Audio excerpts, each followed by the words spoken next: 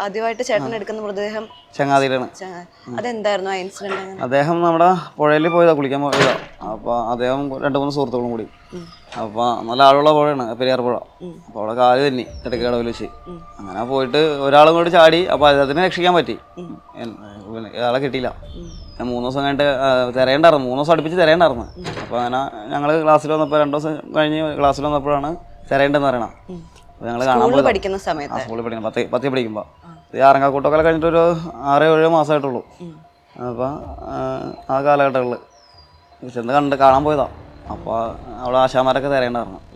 അങ്ങനെ കിട്ടി, കുറച്ച് നേരം കണ്ടു നിന്നാലാണെങ്കിലും കിട്ടിയപ്പോൾ ഇച്ചിരി ദുർഗന്ധം വമിച്ചിട്ടുണ്ടായിരുന്നു. അവിടെ ഇവിടെയൊക്കെ മൃതദേഹം മറ്റൊരു അവസ്ഥയിലായിരുന്നു. മനുഷ്യൻ്റെ അവസ്ഥേനേക്കാളും നോർമൽ അവസ്ഥകളിലും വ്യത്യസ്തമായ അവസ്ഥയായിരുന്നു, മണം ഉണ്ടായിരുന്നു.